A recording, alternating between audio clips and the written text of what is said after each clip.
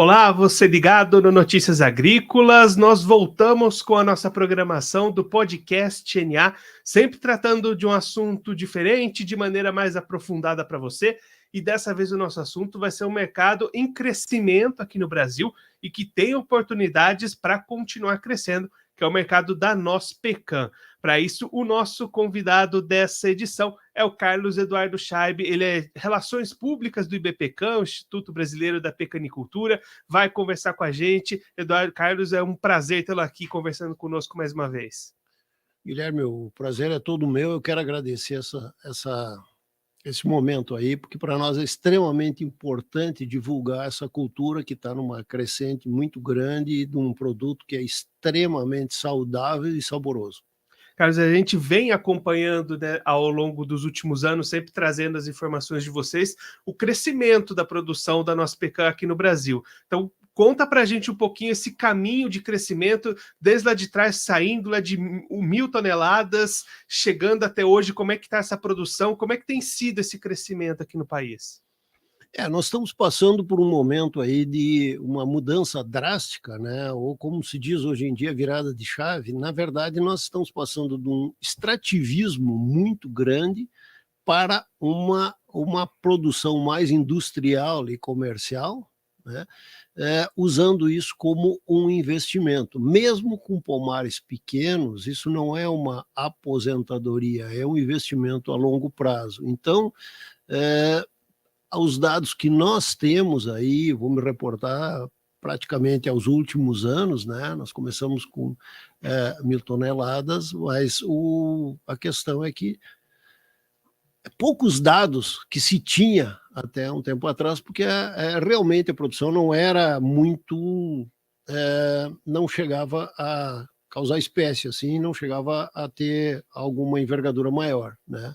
Mas, ultimamente, aí, nesses últimos anos, né, nós tivemos um incremento muito grande como investimento, né? E tivemos aí alguns anos em que a produção começou a aumentar. Nós somos hoje o quarto maior produtor de Nospecan do planeta, né? Tirando a China, que sempre é uma incógnita, né? Mas basicamente assim, o México é o primeiro, os Estados Unidos é o segundo, muito próximo, né? Em torno de 250.000 toneladas, cada um deles, e a África do Sul, com em torno de 20.000 toneladas, seria o terceiro. Nós figuramos em quarto, há 2 anos atrás, com 6.000 toneladas, né? E a Nospecan, ela tem uma alternância. O ano passado, na safra passada, nós tivemos um problema de seca, porque ela se restringe ao sul do Brasil, porque ela precisa de muitas horas de frio. Então, e no sul do Brasil foi onde a seca foi mais aguda, e tivemos um decréscimo, chegamos a 4.000 toneladas ou alguma coisa parecida, né? E a nossa perspectiva, chegamos a 4.000 toneladas, um pouquinho, em torno disso, este ano, nessa última safra. Nós viemos de 6.000, baixamos para 4.000 pela seca e também pela alternância. Esse ano que vem, provavelmente, a gente vai passar de 6.000 toneladas e nós vamos depois não crescendo, mas tem alguns fatores que vão inibir um pouquinho. Nós não vamos passar muito 6.000 toneladas na previsão, porque nós estamos com uma previsão de laninha, né? Então nos preocupa bastante, e esse julho foi assim atípico, foi muito quente, então com esse calor também inibiu um pouquinho a produção de frutas, mas nós vamos não crescendo, porque nós estamos hoje em torno de 10.000 hectares de Nospecan, praticamente a metade disso em produção, ou iniciando a produção.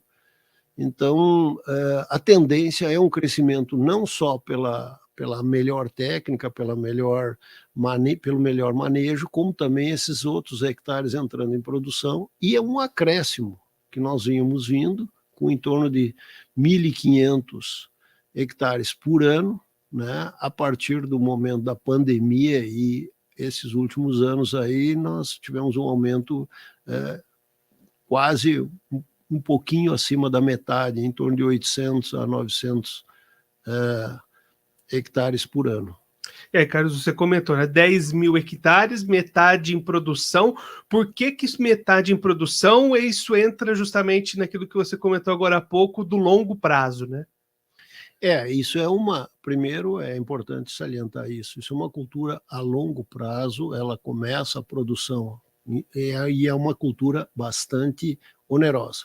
Ela é uma cultura que demanda aí 14, 16 mil reais por hectare por ano, né, desde o início da implantação, e ela vai te dar um rendimento, começa talvez a produzir no quinto, sexto, sétimo ano, dependendo dos tratos que se faz, né? Mas ela vai dar um rendimento pleno a partir do 12º ano.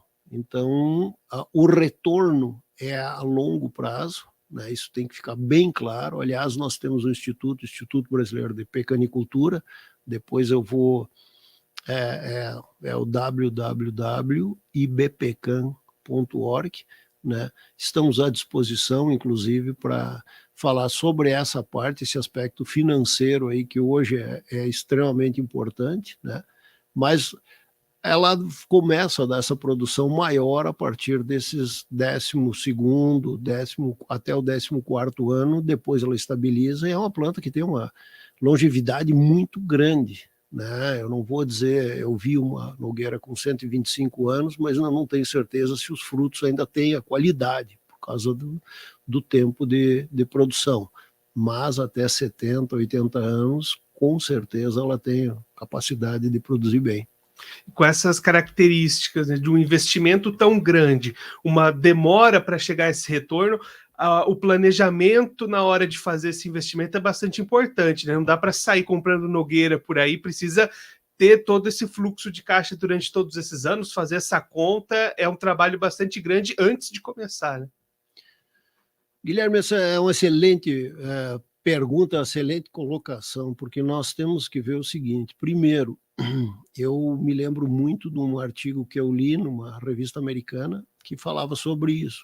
O pessoal pergunta assim: estou interessado em nogueira pecan, qual é o tamanho que eu começo? A resposta é outra pergunta: quanto dinheiro tu tem para alocar para isso? Aí tu vai saber o tamanho do pomar que tu vai iniciar.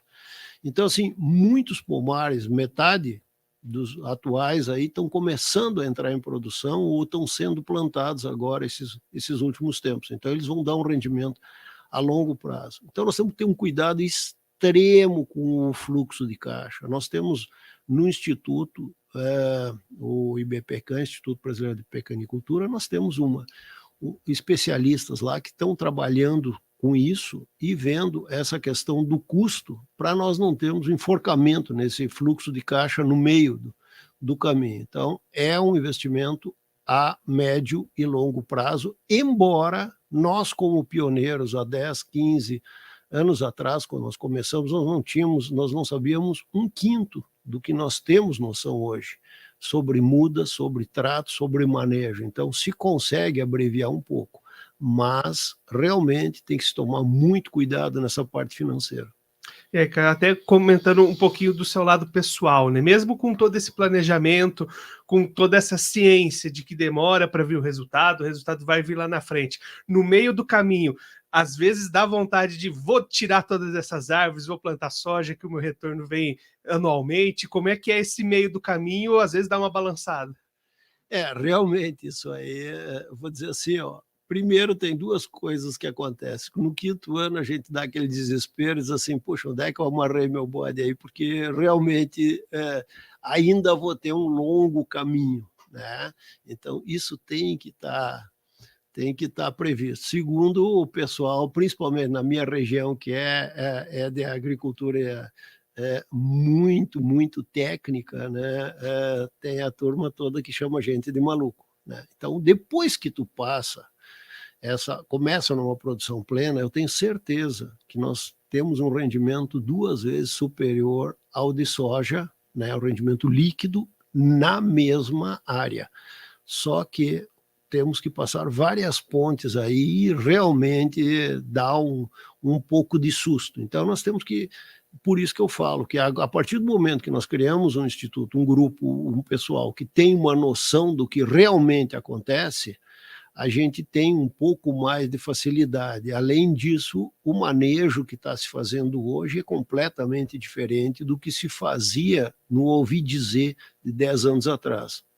Guilherme, eu sempre me atenho a dizer o seguinte, os primeiros 5 hectares que nós plantamos, hoje nós dispomos de 33, né, são 5.200 árvores. Os primeiros 5 hectares nós praticamente erramos tudo o que se podia errar, porque não se tinha muita informação. Isso mesmo nós indo para o exterior e pegando alguns pomares já implantados. Então nós erramos muito. Tem árvores ali que realmente não vão dar nunca mais, dependendo do manejo, nunca mais vão dar um rendimento nem 80%. Por quê? Foi podado errado, foi colocado errado, muitas coisas erradas. Hoje não se corre mais esse risco. Então quem está entrando hoje e tem uma ideia de informação e um diálogo, tem condições de fazer a coisa com muito menos sofrimento, muito menos perda e principalmente muito menos perda de dinheiro. E dentro dessa evolução, né, Carlos, até acompanhando todo esse crescimento, a própria mecanização da cultura foi vindo junto e o produtor hoje tem mais opções, mais possibilidades para ir realizando seus manejos desde do começo até a hora de colher, mais tecnificado, com mais apuração nos resultados, né?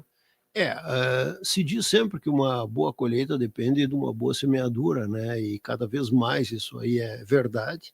Hoje nós temos aí cada vez mais as mudas, né? Estamos fazendo uma tipificação das mudas e até um registro o Instituto está fazendo no Ministério da Agricultura, né? Para tentar botar essas mudas, colocar essas mudas cada vez mais adiante. Então, assim, as mudas que eu plantei, eu teria deixado 2 anos a mais no viveiro, eu teria ganho 2 anos ou 3 até de uso da terra e depois, né, teria adiantado. Outra coisa é justamente saber exatamente o que a gente está plantando. Hoje nós estamos formando um banco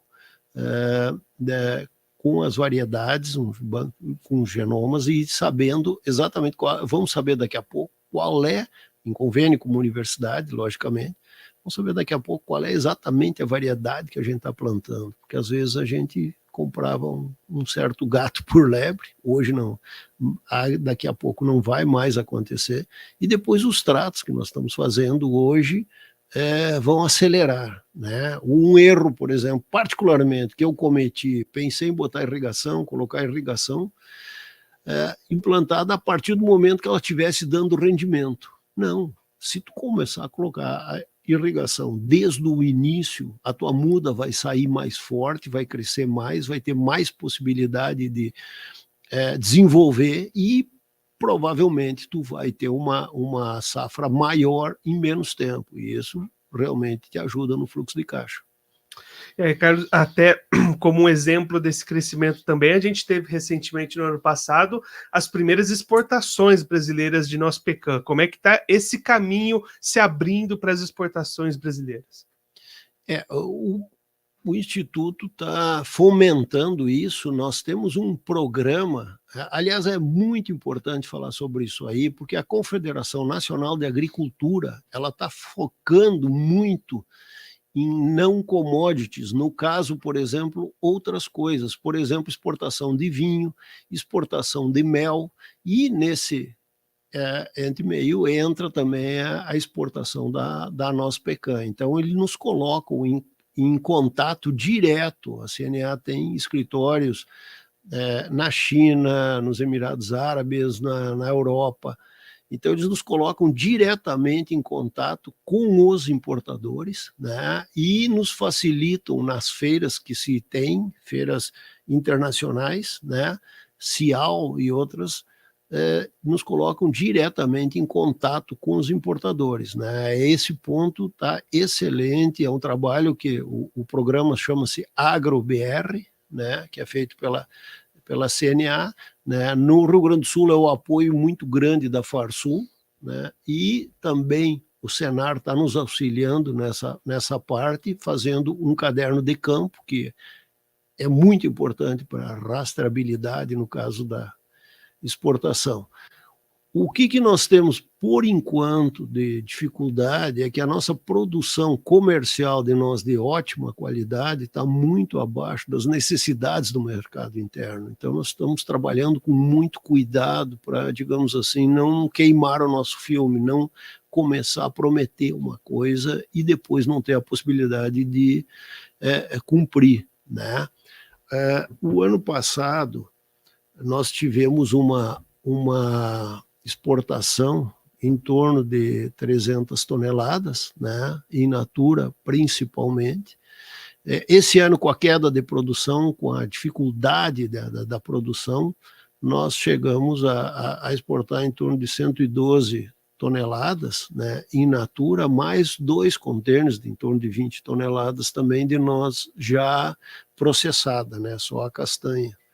Mas nós estamos abrindo esse mercado aí e nós estamos, como eu disse, passando do extrativista, que às vezes o produto não é de tão boa qualidade em termos de quantidade. No caso atual, nós estamos começando a ter assim esses padrões, né? E inclusive o Instituto está junto ao Ministério da Agricultura, está colocando aí a qualificação da nossa pecan, né, de vários aspectos, porque o importador ele quer saber qual é o tamanho, qual é a umidade, qual é a coloração da castanha, qual é o rendimento quando quebra.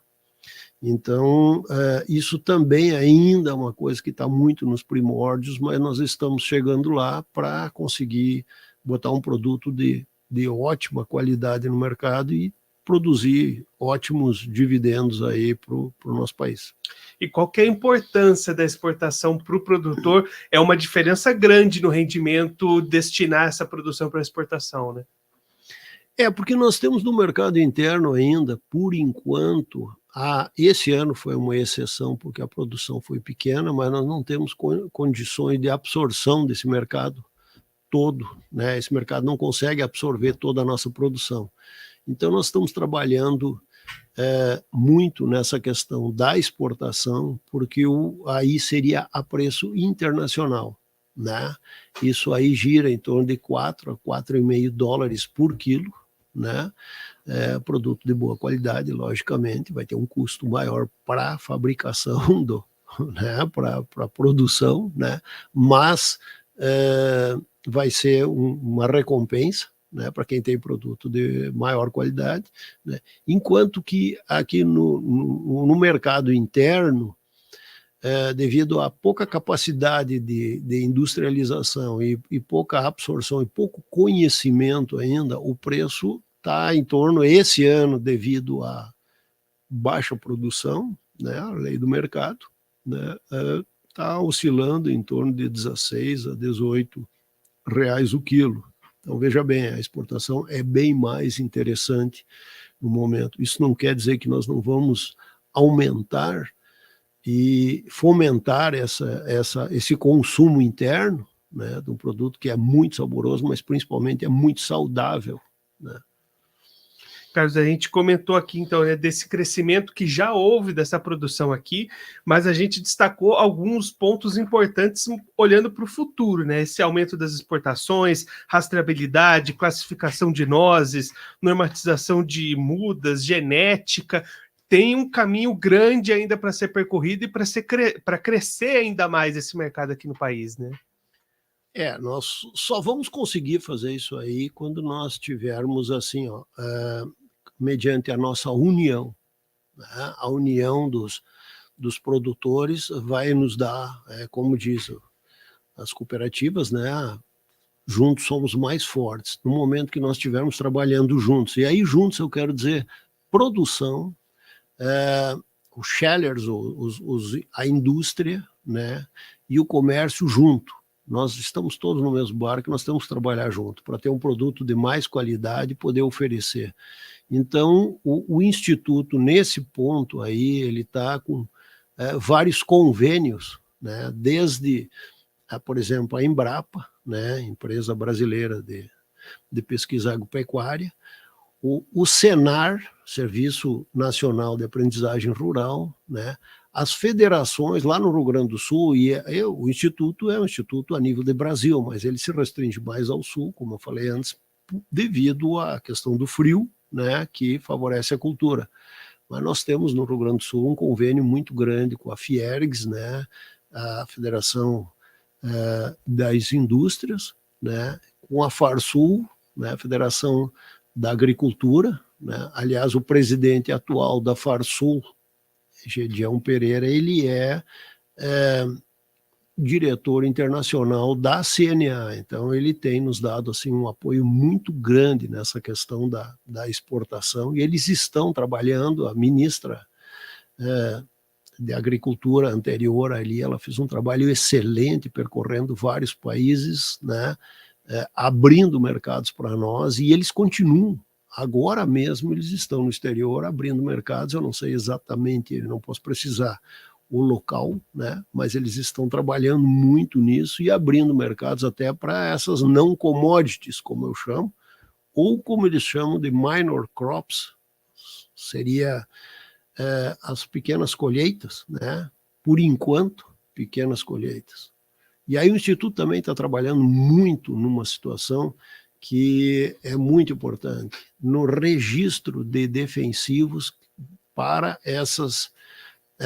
para esse nosso setor das nogueiras. É muito importante isso, porque muitas empresas de defensivos não registram o defensivo, embora seja usado em coco, em mamão, em limão e coisa, não registra para nogueira devido à pouca demanda. Então nós estamos trabalhando nisso para podermos trabalhar com uma legalidade, né? E é muito importante esses registros. Logicamente, se trabalha também no segmento de orgânicos muito forte, né? E a Nogueira Pecan temos vários produtores que estão trabalhando e cada vez mais desbravando essa parte orgânica. Você tocou num ponto interessante agora há pouco, as questões nutricionais da Nospecan. Como é que funciona esse trabalho de vocês até lá dentro do Instituto para essa divulgação das qualidades, dos benefícios, até para buscar não só esse mercado internacional que a gente destacou aqui, mas também o mercado nacional, né? Na verdade, a partir do ano 2000 teve um grande aumento nessa questão da alimentação saudável, né? E eles começaram a fazer cada vez mais uma procura, né, dessa alimentação, e isso foi uma janela de oportunidade, né? Mas a partir do momento que a gente viu e até em contato com nutricionistas, nós começamos a ver que essa Nospecan, ela tem muitas propriedades, algumas delas, inclusive, favorecem a parte cardio, né, do coração, das boas gorduras, né? E é interessante que ela tem muita gordura monoinsaturada, né? A mesma do azeite de oliva e o ômega 3 também, né? Nutrientes que contribuem para o melhor nível, né, de colesterol, triglicerídeos sanguíneos e redução de inflamações. Então, ela aumenta a imunidade, né? Sem contar que realmente, digamos assim, seriam as propriedades nutracêuticas, né? Que hoje em dia se sabe que na medicina o mais importante é prevenir, né? Então, a prevenção é muito importante e a gente é aquilo que a gente come. Isso é a resposta direta do organismo. Então, é extremamente importante. Eu não vou nem falar aqui, seria covardia falar de uma noz crocante com 3 a 4% de umidade, que em qualquer prato que você colocar vai acrescentar muito sabor e muita qualidade.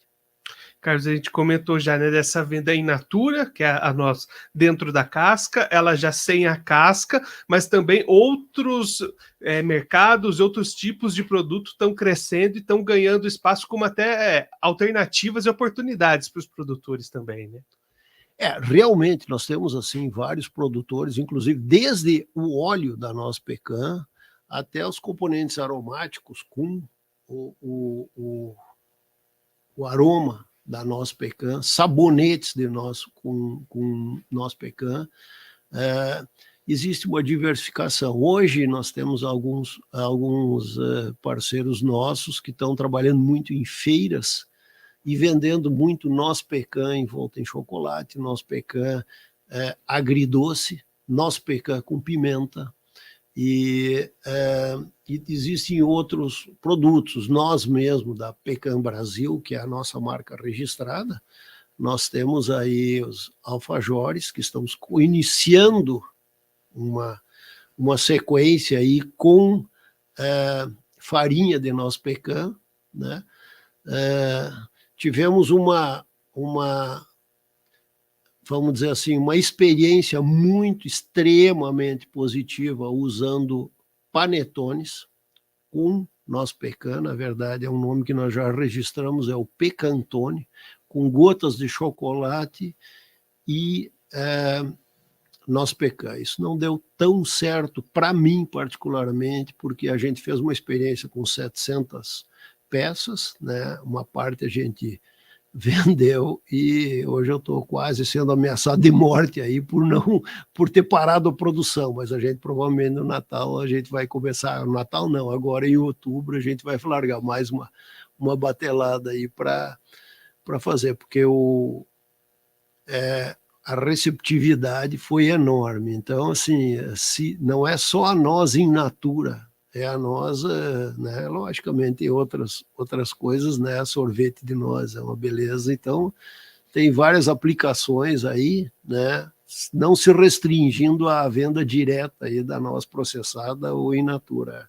Temos boas coisas aí acontecendo. Carlos, o senhor comentou aí dessas alternativas, dessas opções, desses produtos, mas se dependesse do senhor, não ia ter tanta opção assim, né? Não foi bem o senhor que teve essas ideias, né? Na realidade, Guilherme, isso aí era conversa de bastidor, não devia vir a público, mas como eu sou relações públicas e tenho que falar, né? Na verdade, a minha esposa está trabalhando muito forte nisso, mas não é só ela, né? Ela está trabalhando uma diversificação e ela quer manter uma quantidade de nozes de ótima qualidade dentro do Brasil. Ela não se conforma da gente, aquele velho bordão assim, o que é bom a gente exporta, o que é ruim a gente deixa aqui. Não, ela quer dentro aqui, né? E eu concordo com ela, né? Tranquilamente, eu acho que nós temos que manter aí as coisas boas aqui dentro também, né? E não é só a nossa indústria, a nossa produção, a nossa empresa, né, que é bastante incipiente. Nós temos empresas com mais tempo aí no mercado que estão fazendo muito isso aí, vendendo, algumas indo exatamente nesse caso aí. Eu posso citar uma delas do Rio Grande do Sul que está trabalhando nisso, que está produzindo sabonetes, cremes e várias outras coisas periféricas usando a noz pecan, né? E tem outras que estão trabalhando industrialmente aí com essas nozes aí, conforme eu falei antes, cobertas com chocolate, agridoce, com um pouquinho de pimenta, nessas linhas assim. Então, Carlos, diante de tudo isso que a gente conversou aqui, aquela pessoa que se encantou, que quer começar a investir, que quer entrar nesse mercado, vai encontrar um cenário muito diferente daquele que o senhor encontrou quando começou nessa área, né? Guilherme, eu vou te confessar uma coisa, se fosse para mim começar hoje, com as condições que eu tinha naquela época, eu não sei se eu começaria, eu ficaria na dúvida. Mas para começar hoje, com as condições que eu tenho hoje de conhecimento, de poder estudar um fluxo de caixa, de manejo, de possibilidade, de mercado, com certeza eu começaria. Hoje eu começaria, mas como elefante, assim, bota o pé no chão, sente que o terreno está firme e vai adiante. Então, assim, ninguém é obrigado a entrar nisso, nem vamos fazer um canto sereia, como já se fez no passado e desiludiu muita gente. Hoje nós temos assim um instituto que tem condições de mostrar o panorama. Claro que o arbítrio de entrar ou não nisso aí depende se é favorável à pessoa, se ela tem uma disponibilidade de dinheiro, voltando àquilo que falaram na entrevista, né, da revista, né? tendo a disponibilidade de dinheiro, tendo interesse, coisa assim, nós temos capacidade de dizer assim as coisas, todos os pontos. Como tudo na vida, tem seus pontos bons e seus pontos não tão bons, vamos dizer assim, né? Os pontos fortes e os pontos fracos. A gente tem que analisar isso e depois ver. Se tem um suporte, é interessante, né? Se não tem suporte, aí não é interessante. Eu comentei com uma pessoa, até da minha cidade, lá do interior do Rio Grande do Sul, de Chapada lá, contei sobre o que seria maravilha depois de produzir, ele me perguntou, tudo bem, e como é que se eu tenho poucos hectares aí com vaca de leite, como é que eu vou viver até ter esse retorno? Então, nesse caso, não é interessante. Então, o que nós podemos fazer hoje é um quadro, mostrar esse quadro, mostrar qual é a realidade do mercado, uma ideia de mercado futuro, né, até certo ponto, que não se sabe como é que vai ficar o mercado mesmo, né, nem de soja, nem de milho, nem, não se sabe nada, sempre tem essas muitas variáveis, mas a gente tem uma ideia de colocação de mercado e também, principalmente, assim, ó, de manejo muito melhor para uma produtividade não acontecer como eu, que eu tenho 5 hectares lá que nunca vão render. Agora, hoje, a gente pode mostrar o manejo e dizer, olha, tem condições de ter um rendimento, mas tem esse ônus antes do bônus. E qual que é o primeiro passo para quem quer entrar nessa atividade? É realmente buscar informação? O Instituto está aberto ao pessoal que quer essas informações? Como é que é para dar esse início, para dar esse start? Não, com certeza, o Howard Hughes, aquele milionário americano, sempre disse, né, não entra no que tu não entende, né? E isso valeu para quando deu aquele crush na bolsa e agora, em 2008, eu acho que todo mundo ganhava dinheiro botando em ações, era uma facilidade, daqui a pouco muita gente perdeu. Então, primeira coisa é ter o conhecimento, né, a noção exata do que é essa situação, de como é que está e qual é que são os custos e os benefícios que se pode ter. Então, isso aí é como eu disse antes, né, www.ibpcan.org, tá? Tem no Facebook, Instagram, tem em todos nós temos o nosso site, né, e nós temos uma secretária lá que está disposta, nós temos um presidente que é muito,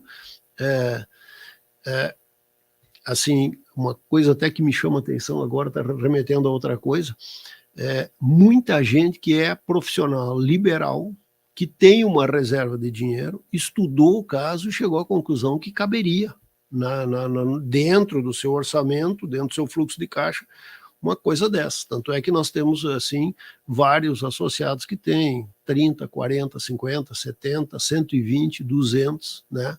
E nós temos também um associado, nosso maior associado, é um dos maiores pomares da América do Sul, ele tem hoje em torno de 550 hectares em produção ou entrando, mais 80 com 3 anos, e a meta deles em 10 anos é chegar a 1.000 hectares. Quer dizer, será que eles estão tão errados? Né? Eu acho que não, mas é importante, para começar, ter o conhecimento e ver. Sempre tem a ideia, né? Porque de repente talvez um outro negócio seja mais adequado naquela situação. Carlos, muito obrigado pela sua participação aqui nesse episódio do Podcast NA, ajudar a gente a entender todo esse cenário, o passado, o presente, o futuro, essas perspectivas, essas oportunidades que vão surgindo cada vez mais. Se o senhor quiser fazer algum recado final, deixar alguma mensagem para quem está acompanhando a gente, pode ficar à vontade, o tempo é seu. Não, eu gostaria de só agradecer mais uma vez a vocês aqui do Notícias Agrícolas, que têm nos dado um respaldo muito grande, e aí eu estou falando como pecanicultor, mas também como agricultor de grãos, né? Que tem nos dado um respaldo e sempre um apoio muito grande, né? Dizer que nós estamos iniciando uma cultura, né? E eu me reporto ao soja, que no final dos anos 60 ali era 3% da produção americana, e hoje nós estamos assim, não sei exatamente os números atuais, mas ou pau a pau ou até ultrapassando eles, né? Hoje, casualmente, nós estamos produzindo 3% da produção americana de nozes, né? Então, nos espere que nós vamos chegar lá. Talvez eu não veja isso, mas é bem provável que a gente chegue, não brinque com a agricultura brasileira, porque a gente trabalha, né? E outra coisa que eu gostaria de dar os parabéns e fazer um agradecimento muito grande como primeiro presidente do Instituto de Pecanicultura, a essa diretoria que trabalha muito, dedica, assim, em média, 5 a 6 horas por semana do seu tempo, da sua família, sem ganhar absolutamente nada, né, para a causa, e está ajudando não só eles, como muitas pessoas, e principalmente o nosso presidente e vice-presidente aí, que tem inclusive feito viagens ao exterior, tem dado palestra no exterior sobre a pecanicultura brasileira, né? E isso aí sem ter nenhum ganho, eu digo, monetário direto. O Instituto não tem condições atualmente, por enquanto, de suprir isso aí, né? Mas o conhecimento que nós estamos ganhando vale muito dinheiro, então eu quero dar os parabéns a todas essas pessoas da diretoria e a outros membros do Instituto aí que estão contribuindo. É muito importante isso aí. Esse é o Carlos Eduardo Scheibe, ele é Relações Públicas do IBPecam, Instituto Brasileiro de Pecanicultura, conversou com a gente para contar um pouquinho como é que está o atual cenário da pecanicultura aqui no Brasil, as oportunidades, as possibilidades de quem quer entrar nesse mercado de crescer, essas oportunidades de crescimento para as exportações, com novos produtos. Então, um cenário bastante promissor para a cultura seguir crescendo anualmente aqui no Brasil. Esse episódio do podcast NA vai ficando por aqui, mas você que está acompanhando a gente pode se inscrever no canal do YouTube no Notícias Agrícolas, acompanhar os nossos vídeos, as nossas entrevistas. Também deixe o seu like, mande a sua pergunta, o seu comentário, interaja conosco e com a nossa programação. Eu vou ficando por aqui, mas a programação do Notícias Agrícolas continua, então fique ligado que daqui a pouquinho tem mais coisa para você aqui no Notícias Agrícolas.